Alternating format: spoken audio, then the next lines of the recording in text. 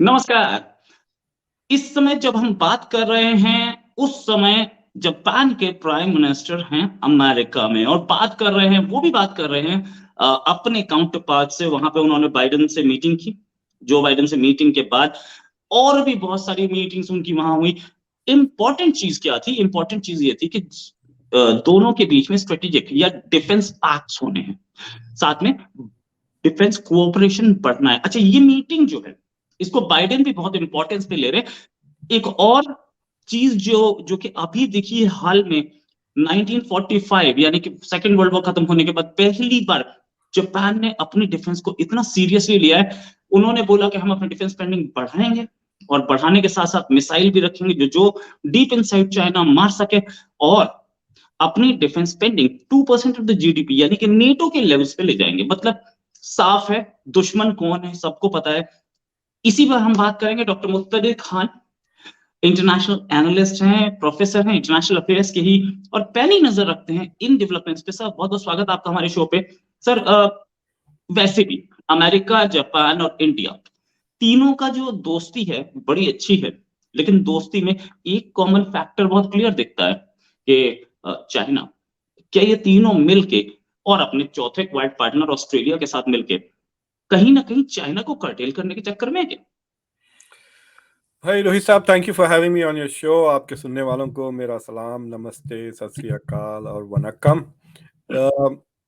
देखिए, डेवलपमेंट्स तो काफ़ी सीरियस हो रहे हैं। ये जो मीटिंग हो रही है, फूमियो किशिडा है उनका नाम प्राइम मिनिस्टर ऑफ जापान आए हुए हैं। और तो अमेरिका और जापान के बीच में एक कोऑपरेशन ट्रीटी साइन की गई थी after the end of the Second World War, जिसको mutual cooperation and security alliance. उसमें आर्टिकल 5 है।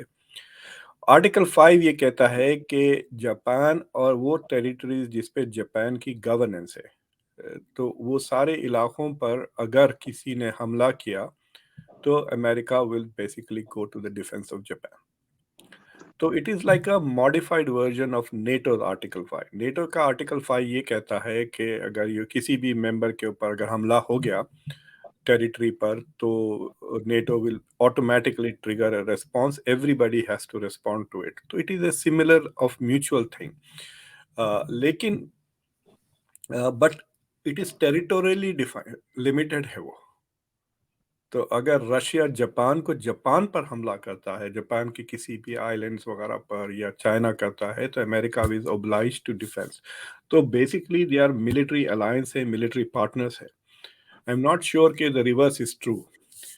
तो जैसा कि 9/11 के बाद NATO was triggered article 5, but Japan का आई एम नॉट श्योर कि वेदर इट वाज ट्रिगर्ड और नॉट। दूसरी चीज ये है कि आई थिंक जिस तरह से हम इंडिया की बात करें ना, इंडिया को ऐसा लग रहा है कि मौका है कि इंडिया का स्टैचर बढ़ा है, एक ब्रेक थ्रू हो जाए, इंडिया मतलब बेसिकली पब्लिक से निकल के स्टेज पर आ जाए। So all of these things जैसा टॉक हो रही, मेरे ख्याल से Japan is also thinking like that कि ये जो सिस्टम में वेरिएंस आ रही है, अमेरिका का पावर कम हो रहा है, तो अमेरिका क्या कब तक अमेरिका पे भरोसा करेगा Japan for its defence? It is the मतलब कई सालों तक it was the second biggest economy जब तक चाइना ने ओवरटेक नहीं किया it, but it never had the second biggest defence budget. अभी भी आप देखें तो फ्रांस, जर्मनी, इंडिया, सऊदी अरब भी जापान से ज्यादा खर्च। जापान का current budget, defence budget is about $52 billion. और दूसरे भी सारे 50s में, लेकिन जापान से ज़्यादा है, फ्रांस बचा। हालांकि जापान का population is nearly double the population of Britain. तो बड़ा मुल्क है and it's a richer economy, but it is and it has bigger $1 trillion से ज़्यादा बड़ी इकोनॉमी है कंपेयर टू ब्रिटेन। तो because it was relying on the US, तो मुझे लगता है कि जापान की एक जापानीज अमेरिकन जॉइंट थिंकिंग है अबाउट चाइना। तो वहां पे they are on the same page with regards to India, with regards to the Quad, with regards to Indo Pacific की जो इकोनॉमिक पार्टनरशिप्स है, और ताइवान को लेकर they are on the same page. They see China as a threat to peaceful Indo Pacific thing. And और जब तक कि ये नेशंस पावरफुल बनते जाएंगे, they feel that China will be deterred और चाइना विल बिहेव इटसेल्फ अगर ये सब मजबूत हो गए। लेकिन दूसरी चीज ये है कि ये जो प्राइम मिनिस्टर है, इन्होंने पिछले साल एक नई नेशनल सिक्योरिटी डॉक्यूमेंट रिलीज की जो बहुत कंट्रोवर्शियल हो गई है। तो वर्ल्ड वॉर 2 के बाद जिस तरह से अमेरिका ने जापान का कॉन्स्टिट्यूशन को रीराइट किया था, उसमें बेसिकली जापानीज इंपीरियलिस्ट एम्बिशंस को खत्म कर दिया था कि जापान के पास जो मिलिट्री इंफ्रास्ट्रक्चर रहेगा, it will be only defensive not offensive. तो अगर उस पे कोई हमला करा तो it will be a very strong country too लेकिन it won't have the capacity to project power जैसा वो पहले था। That is what, so basically उसने कहा कि भाई ठीक है, हम आपके ऑफेंसिव कैपेबिलिटीज पे कंट्रोल कर रहा था अमेरिका। लेकिन ये जो नई नेशनल सिक्योरिटी स्ट्रैटेजी है, इसमें बाकायदा they use the word counter strike capability. So Japan is now going to develop counter strike capability. That means it will buy long range fighters. आप जिस तरह से वो एयरफोर्स खरीदेंगे, यू कैन टेल कि क्या इंटेंशन है। अगर आप ऐसे प्लेन खरीद रहे हैं जो 10,000 मील दूर जाके बमबारी करके आ सकते हैं, that is not a defensive move, right? That is an offensive move. You want to be able to have striking capability. तो जापान ने अनाउंस किया है दिसंबर में कि इट इज, अब दो फिगर्स आ रहे हैं। मेरे ख्याल से the prime minister proposed a 26% increase in the defence budget और उनको मिला है 20% defence budget. It's a huge 20% budget, मतलब so they are going to now I think surpass several countries और वो ऊपर आ जाएंगे। दूसरी चीज ये है कि तो दैट विल, उनका डिफेंस बजट शायद $60 बिलियन तक आ जाएगा 2023 का। But the second thing is we announce किए 2027 तक वो अपना जीडीपी 2% कर लेंगे, defence spending 2% of the GDP. So मैं देख रहा था forecast, Japan is about $4.2 trillion economy है वो। तो बाय 2027 अगर आप स्टडी ग्रोथ भी रहा 4.4 4.5 के करीब आ गया, तो we are looking at a country with 90 to $100 billion defence budget per year, plus buying weapons and building weapons with offensive capability. तो अब ये चक्कर है, I think America needs to rethink what they are doing. तो वो कहते हैं ना कि पंडोरा बॉक्स खोल रहे हैं ये, जापानीज को इतना रूम देकर फॉर मैन्यूवर, चाइना को कंटेन करने जाके ऐसा ना हो कि 10 साल के बाद अमेरिका और China are having a conference on how to contain Japan because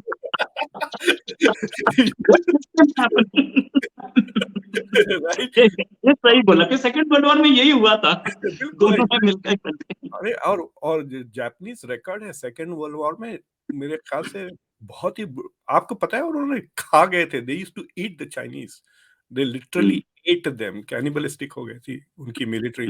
और फिर उन्होंने जो औरतों के साथ अब्यूज किया है, अभी तक साउथ कोरिया के साथ ताल्लुकात पूरी तरह से अच्छे नहीं हुए because of they use Korean women as comfort women वगैरह अपनी फौजियों के लिए। So this is a huge thing.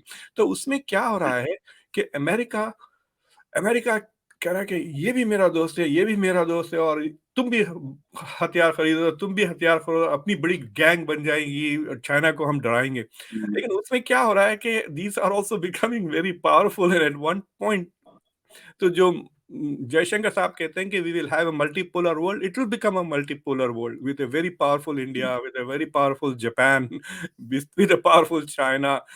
अब रशिया के ऊपर अब क्वेश्चन मार्क है क्या होगा। दूसरी चीज ये है, आपको याद होगा हमने इस पे थोड़े दिन पहले बात भी की थी आपके साथ कि यहाँ पे जो centre for strategic and international study जो थिंक टैंक है, जो वॉर गेम्स उन्होंने किए थे कि 3 हफ्ते के अंदर चाइना को हरा सकते हैं but with very heavy casualties on both sides. तो वो वॉर गेम्स में Japan, US and Taiwan were the partners defending Taiwan. तो ये logic is not very clear कि what is Japan motivation to defend Taiwan, कि ये America खींच के ले जा रहा है या Japan has its own internal. For example अगर लेट्स से कि ट्रंप जीत जाते हैं 2024 में और चाइना अटैक कर देता है Taiwan, I don't think Trump is going to defend Taiwan the way Biden would. तो क्या जापान अकेला जाके लड़ लेगा चाइना से ताइवान की डिफेंस में? दूसरी चीज ये है कि देखिए, वो कहते हैं ना कि बेगानी शादी में अब्दुल्ला दीवाना। ताइवान अब कुछ ज्यादा खर्च नहीं करता है अपनी डिफेंस पर। अभी वो थोड़ा-सा वो 19 बिलियन की तरफ आया। अगर उसको सबसे ज़्यादा थ्रेट है, then it should be heavily weaponized country. तो एक अजीब-सा क्वेश्चन मार्क है, we should talk about it some other time कि ताइवान की क्या डिफेंस स्ट्रैटेजी है। बट आई थिंक ये जो क्वाड की स्ट्रैटेजी है और इंडो पैसिफिक स्ट्रैटेजी है, उसका फ़ायदा उठाकर आई हैव अ फीलिंग कि Japan is going to have offensive capabilities, और अगर रशिया एक आध न्यूक यूज़ कर लेता है, then Japan will go nuclear. Right, right. And एक चीज और, क्या जो करंट कंटेक्स्ट है उसमें जापान कहीं ना कहीं अपनी पुरानी इंपीरियलिस्टिक पावर्स अटेन करने की कोशिश कर सकता है? Because Japan has always had dreams of dominating the world, eastern world तो ऑफ कोर्स। देखिए, जो कन्वेंशनल विजडम ये थी कि the western allies won the war but Japan and Germany won the peace, क्योंकि 670 से डोमिनेट कर रहे हैं ना जर्मनी और जापान, इनकी इकोनॉमीज, उनके कार्स, या तो आप बीएमडब्ल्यू खरीदते हैं या टोयोटा खरीदते हैं, Mercedes, they have been dominating economically. लेकिन जो जापानीज वॉर कल्चर है ना, उनके सामुराई कल्चर, उनका जो, they are a war like nation, तो उसकी सारी जो लैंग्वेज है ना, वो लैंग्वेज बिजनेस सेक्टर में आ गई। तो उनके पास, अगर आप उनके पास बिजनेस पढ़ेंगे जापानीज में जाके, then there is a lot more use of war words, जो जंग के वर्ड्स लिखते हैं। तो वैसे भी आई डोंट नो आपके सुनने वालों को इंटरेस्ट होगा कि द एमबीए की जो डिग्री है, it came from the British army. Okay. British army का इन्वेंशन है the MBA, because they wanted people to administer. भाई क्वार्टर मास्टर क्या होता है? अकाउंटेंट ही होता है। जो हाँ, सही बात है। राइट ट्रैक कर रहा है for the sir, they have finance, logistics, देखो आप कितनी बड़ी है हम्म, फौज के लिए। So operations management, all of these management techniques emerged out of the British army से, फिर एमबीए बन के वो प्राइवेट सेक्टर में आया। तो ओरिजिनली भी जो एमबीए का जो ट्रांजिशन हुआ है, it was from military, but the language was इतनी ज्यादा नहीं है। आई मीन थोड़ा बहुत यूज कर लेते हैं, मार्केट पेनिट्रेशन ये वो, लेकिन जंगी तो जो जापानीज कल्चर ने उसको, बिजनेस को वो जंग की तरह किया 70s 80s हम्म, 90s में। अब वो they are not that powerful and dominant economy जो वो थी 70s 80s 90s से, दे आर लाइक स्टैग्नेशन में चल रहा है जापान। तो आई हैव अ फीलिंग कि उनके वो चाइना का जो थ्रेट है, परसीव्ड और real, they feel threaten by both China as well as Russia. तो ये दोनों के जो उनको थ्रेट्स नजर आ रहे हैं, तो उसमें हो सकता है कि देर इज, मतलब उतना क्लोजली तो जापानीज जबान भी नहीं आती ना, तो फॉलो द लोकल डिस्कोर्स, कि हो सकता है कि उनके लोकल लीडर्स वगैरह और री इग्नाइटिंग वो पुरानी लैंग्वेज, पुराना कल्चर।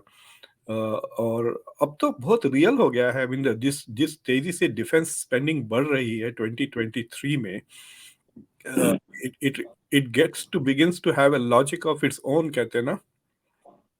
या कहीं ना कहीं आहट है, कहीं ना कहीं इंडिकेशंस हैं कि कुछ होने वाला है। जी। क्या होने वाला है ये तो किसी को नहीं पता, लेकिन होने वाला है। इससे ये इस बात से क्लियर है कि सब अपने डिफेंस की ओर ध्यान दे रहे हैं। नेटो भी ध्यान दे रहा है, इंडिया भी ध्यान दे रहा है। इंडिया के भी देखें तो महीने में 4 लो टाइम लगना, महीने में 4 मिसाइल टेस्ट होना। जापान अपना बजट बढ़ा रहा है, न्यूक्लियर सबमरीन खरीदी जा रही हैं ऑस्ट्रेलिया की तरफ से। ये सारी चीजें आहट देती हैं कि वी आर नियर अराउंड, कोई war is around the corner, कुछ ऐसा लगता है। इसमें आप इंडिया कहाँ देखते हैं सर? देखिए, इंडिया इज, एक मैं मुहावरा यूज करना चाह रहा हूँ, लेकिन थोड़ा सा ऑफ आर ट्रैक, रेटेड है। Of track. हाँ, उसको कहते हैं शाना कौवा गू खाया, कहते हैं। सुना होगा आपने। India should not become that. India should not become over smart in trying to manipulate the system and gaining too much advantage without risk, because एक बार आप गेट इन्वॉल्व इन दिस, मसले फंस भी जा सकते हैं ना। द लॉजिक कुड गो, अगर फॉर एग्जांपल अगर चाइना पैनिक हो गया कि अरे जापान भी बजट बढ़ा रहा है, सब बजट बढ़ा रहे हैं, तो it is better I strike now, समझे ना आप। then 5 years from now, when Australia will have nuclear submarines, when Japan will have counter of अभी तो बजट्स अनाउंस हुए हैं ना, ये खरीदेंगे हथियार, वो हथियार बनेंगे, 4 5 6 साल लगेगा। तो 5 years from now Japan Taiwan ने भी अपना बजट बढ़ा दिया है, अबाउट 10 to 12%, 19 बिलियन पे आ गए। तो ये तो चाइना अगर देख रहा है कि अमेरिका 858, ये 55, 900 तो बिलियन यहाँ हो गए 30 इनके। तो इस तरह से अगर हम बजट्स बढ़ाते रहें तो we are going to be in trouble. So if we want to take Taiwan, let's do it now. वो मोटिवेशन में इंडिया माइट नॉट, अगर वो लैक पे एक्शन ले लेता है सीरियस, राइट, टू डिटर, ठीक है, मैं इंडिया को अटैक करता हूँ, इंडिया को पिटाई करता हूँ ताकि दूसरे लोग डर जाए। They could write make sir, it. वो उसकी ही हाँ, तैयारी है ये। जो या वेपन्स हम लोग तैयार हर महीने में 4 मिसाइल टेस्ट कर रहे हैं, वो उसी टू चीज डिटर के लिए देम, होते हैं।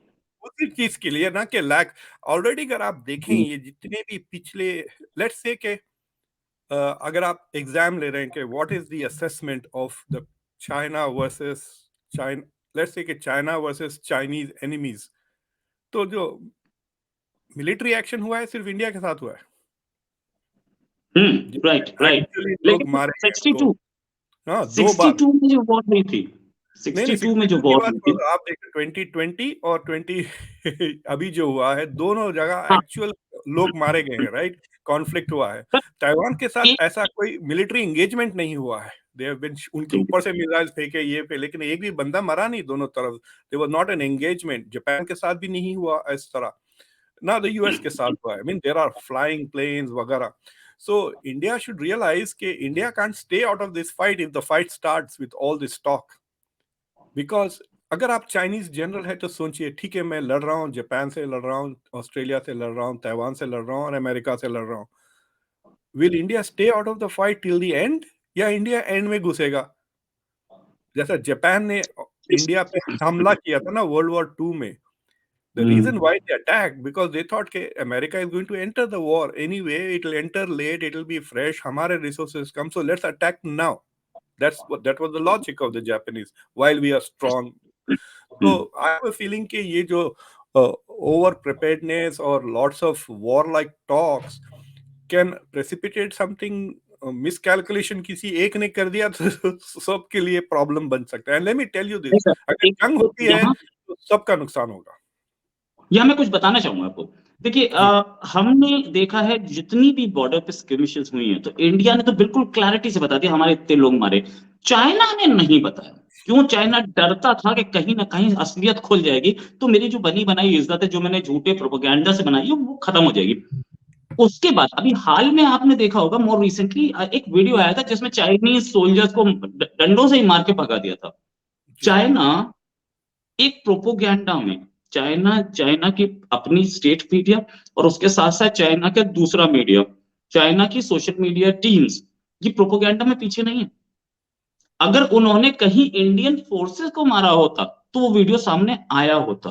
वो पाकिस्तानी भी उसको 10 बार ट्वीट कर चुके होते। इसका मतलब ऐसा कोई वीडियो या ऐसा कोई इंसिडेंट उनके हाथ में है नहीं जिसको वो प्रोपोगेट कर पाए। दूसरी चीज, अगर इंडिया की तरफ उसने करने की कोशिश की गड़बड़, तो हमारा जितना भी इक्विपमेंट है, सारा का सारा बैटल हार्डन्ड है। चाहे वो मिराज ले लीजिए, सुखोई ले लीजिए, या वो ले लीजिए आप राफेल, या हमारे जितने भी मिसाइल्स हैं, हम सबके सामने टेस्ट करें, उसका जो जो भी सामान है वो टेस्टेड नहीं है। तो ये मत, और अभी हाल में एक एक नोटैम लगाया था पाकिस्तान ने दिखाने के लिए, शायद किसी को के या इंडिया को दिखाने के लिए, मैं भी मिसाइल निकाल सकता हूँ। मिसाइल खड़ा हुआ था, मैंने दिखाया है। मिसाइल चला भी है, मैंने दिखाया, अपने ही वीडियोस में दिखाया, क्योंकि उधर जहां से लॉन्च रेंज है वहां पे इंजन चलने का ब्लैक स्पॉट दिखाया। चाइनीज मिसाइल की हालत ये है कि वो उड़ ही नहीं रहे हैं, वो ट्रेजेक्टरी पे कहीं नहीं दिखाता। तो चाइना का जितना भी हार्डवेयर है वो बैटल हार्डन नहीं है, वो खराब हार्डवेयर दिखता है साफ। ऐसे में चाइना को भी ये डर होगा कि मेरा हार्डवेयर ओपन हो जाएगा, मेरा हार्डवेयर सबके सामने आ जाएगा कितना खराब है, तो वो भी लड़ने की हिम्मत तो नहीं करेगा ना सर। देखिए, या तो see we don't have much intel क्योंकि ये एक बात तो राइट है, अगर आप सब कह रहे हैं कि अरे क्या जबरदस्त बैट्समैन है, तो हमने कहा भाई वीडियो तो दिखाओ बैटिंग की हम्म, कैसा करता है। हमने देखी नहीं, किसी ने नहीं देखी, बस कहे जा रहे हैं कि इज ए गुड। तो इन चाइना का भी वैसे ही है कि it has become very powerful, military पे इतना बजट खर्च कर रहा है, मॉडर्नाइज्ड आर्मी है, 5th जनरेशन फाइटर प्लेन बना रहा है, खुद कुछ एयरक्राफ्ट कैरियर्स भी बना रहा है। So there is a lot of talk about that. But China जो मिलिट्री एक्सरसाइजेस करता है ना ताइवान के पास, तो जहाँ पे सो बहुत सारे एक्सरसाइजेस करता है, वहाँ पे मिसाइल शूट करते हैं वगैरह। सो आई एम श्योर कि the US is collecting a lot of intel there, satellites को लेकर, live cameras, flying cameras, plane से इधर से उधर से। सो दे शुड हैव, जो एनुअल रिपोर्ट आती है यूएस की, US China military capabilities report कहकर आती है, we have talked about it, पहले अक्टूबर में आई थी वो, जिसमें इंडिया के बारे में उन्होंने कहा था कि we are unhappy with India playing a role in the Quad. तो the US has the intelligence. अगर वो इंटेलिजेंस यूएस शेयर कर रही है जापान के साथ और ताइवान के साथ, so those countries will say कि ये तो मतलब बंदर भक्तियां हैं, Chinese threats. If they are not serious then why should we be spending so much on defence and creating this environment, right? तो ये बात भी हो सकती है। सो आई हैव अ फीलिंग के I would rather prepare for a strong China than pretend that China is not as strong as it is and get into trouble later.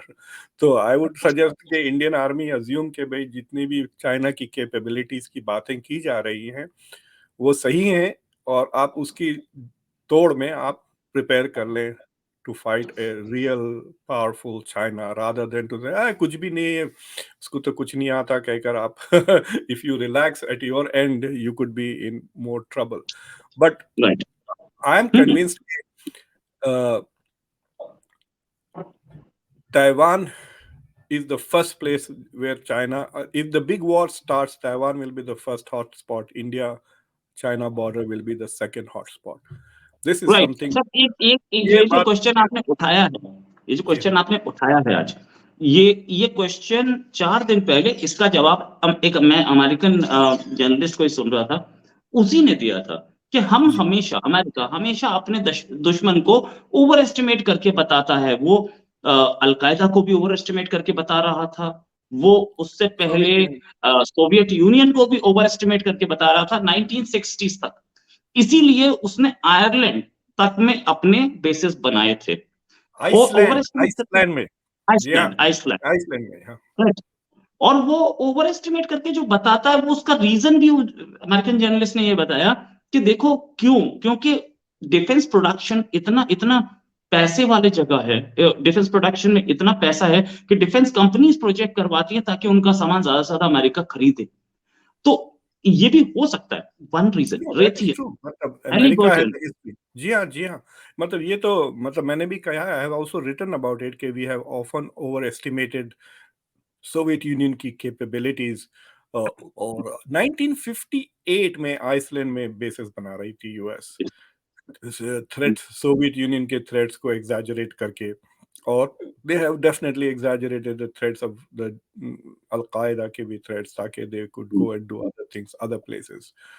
तो so that factor is there. So but if we are sharing, देखिए intelligence दो किस्म के वो आपके साथ share कर सकते हैं। They can share with you processed intelligence, जो आप में यूजुअली जो रिपोर्ट्स देखते हैं, those are all processed intelligence.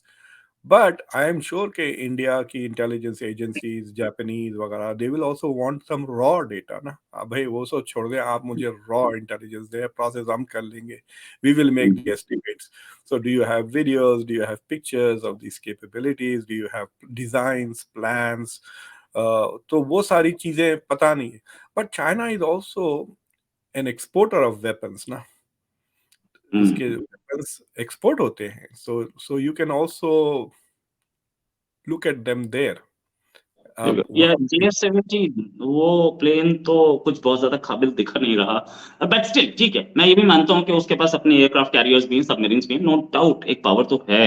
मैं ये डिनाई नहीं कर रहा हूँ कि नहीं, पावर but नहीं है, इतना लेकिन हाँ, पावरफुल नहीं है कि वो, मतलब देखिए, the war games are saying कि मरेंगे हजारों में, लेकिन 3 हफ्ते में दे आर डिफीटिंग चाइना ना।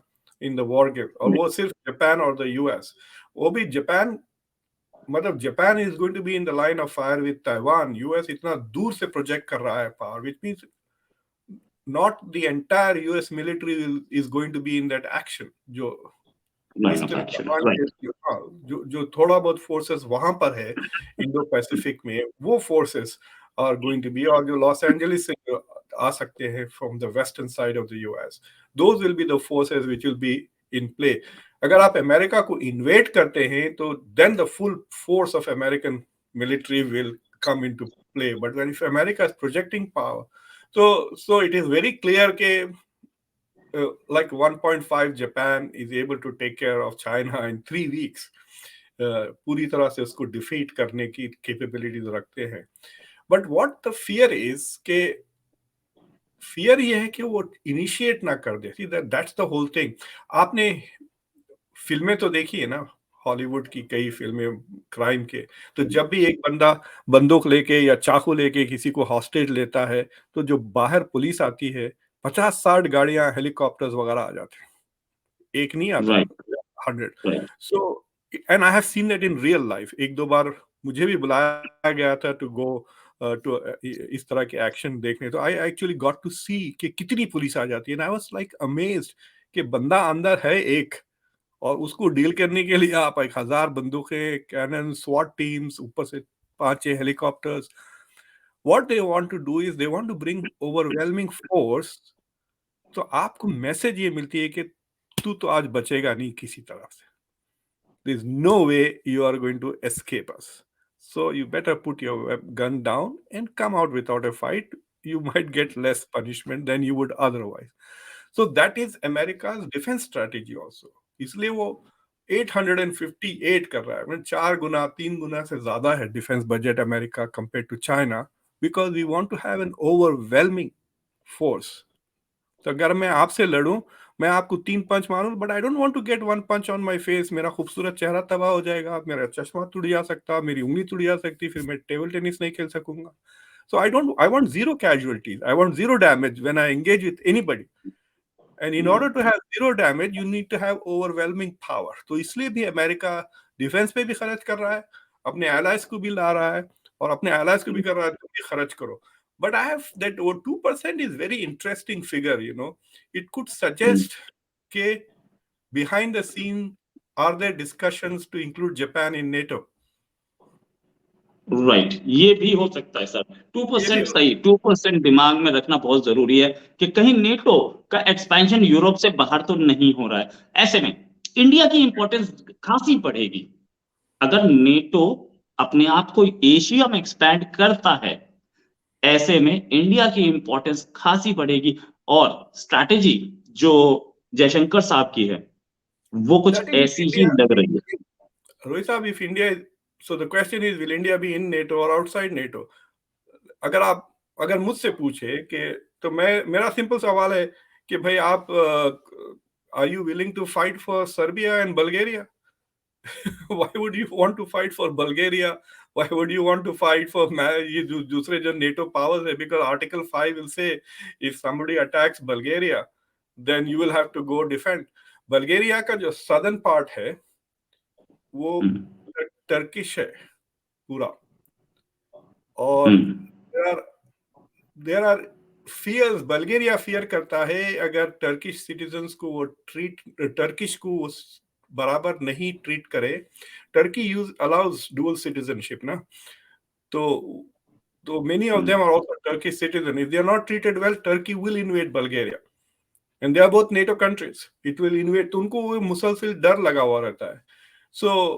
तो इस तरह से अगर किसी भी नेटो की कंट्री पे अगर हमला हो जाता है, जरा 30 के करीब है वो, why would India be involved, or why would Japan want to fight for them? That is the question for them.